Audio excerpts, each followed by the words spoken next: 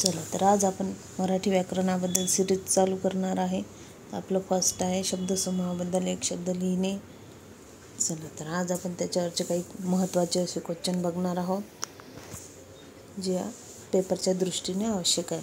याच्यावर एक क्वेश्चन तरी येतातच. त्याच्यामुळे जे मोजकेच आहे, जे नवीन आहेत ते आहेत, त्याच्यापैकी एक कोणतं ना कोणतं विचारते. जे आपण नेहमी रिव्हिजन केली, आपल्या नाही वाचलेलं असलं आपण तरी पण आपल्याला असं वाटते की त्याचं आन्सर आपल्याला लिहिता येते. त्याच्यामुळे वाचत चला आणि पाठांतर करत चला. वाचू ते आपोआपच पाठ होते, पाठांतर करायची गरज नाही आहे त्याला.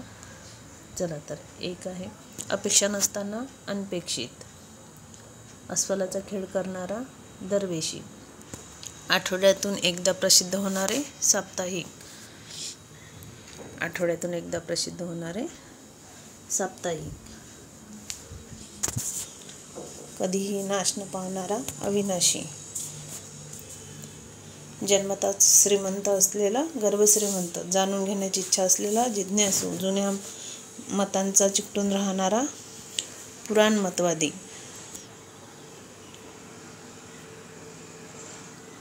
तर नेक्स्ट आहे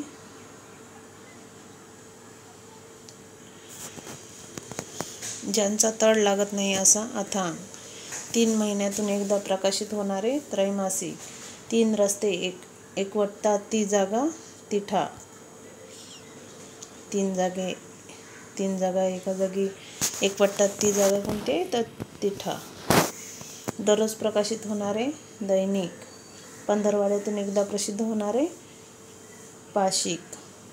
फुकट पाणी मिळण्याची केलेली सोय पाणपोई. महिन्यातून एकदा प्रसिद्ध होणारे मासिक. मागाहून जन्मलेला अनुज.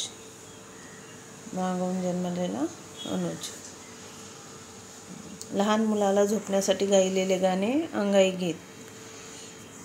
लहान मुलासाठी झोपण्यासाठी गायलेले गीत अंगाई गीत. स्वतःविषयी वाटणारा अभिमान स्वाभिमान. अर्थ न समजता केलेले पाठांतर पोपटपंची. इच्छिलेली वस्तू देणारी गाय कामधेनू. ईश्वर आहे असे मानणारा आस्तिक. ईश्वर नाही असे मानणारा नास्तिक. ऐकायला व बोलायला न येणारा मूकबधीर. कधीही जिंकला न जाणारा अजिंक्य. कमी वेळ टिकणारे क्षणभंगूर. चला तर नेक्स्ट आहे केलेले उपकार विसरणारा कृतघ्न. जमिनीवर राहणारे प्राणी भूचर. पाण्यात राहणारे प्राणी जलचर. ज्याला कोणीही शत्रू नाही असा अजातशत्रू. ज्याचा तड लागत नाही असा अथांग. ठराविक काळात अंतराने प्रसिद्ध होणारे नियतकालिक. दररोज प्रसिद्ध होणारे दैनिक. आठवड्यातून एकदा प्रसिद्ध होणारे साप्ताहिक. पंधरवड्यातून एकदा प्रसिद्ध होणारे पाक्षिक. चला तरी महत्त्वाचे आहे, हेच रिपीट होत असतात. काही वेगळे काही ते दुसरे टाकत नाही. ते हेच रिपीट होतात. कोणत्या ना कोणत्या पेपरला दिसतातच. तुम्हाला बघून घ्या.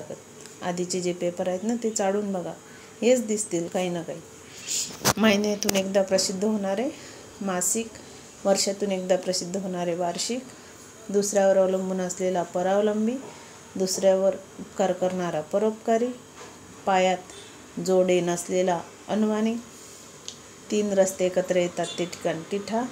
पाहण्यासाठी आलेले प्रेक्षक. विनामूल्य पाणी मिळण्याचे ठिकाण पाणपोई. मूर्ती बनवणारा मूर्तिकार अथवा शिल्पकार. रोग्यांची सेवा शुश्रूषा करणारी परिचारिका. लिहिता वाचता येणारा साक्षर. लिहिता वाचता न येणारा निरक्षर. शत्रूला सामील झालेला फितूर. स्वतः श्रम न करता खाणारा ऐतखाऊ. नृत्य करणारा नर्तक. केवळ स्वतःचा फायदा पाहणारा स्वार्थी. स्वतःविषयी वाटणारा अभिमान स्वाभिमान. सतत काम करणारा दीर्घोद्योगी.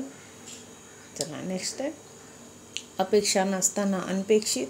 शेतात बांधलेली पडळ. अस्वलाचा खेळ करणारा दरवेशी. शेजाऱ्यांशी वागण्याची पद्धत शेजारधर्म. अनुभव नसलेला अनुभवी. हे कसं उच्चार एकच येते त्याच्यामुळे अनुभवी. असं लक्षात ठेवायचं.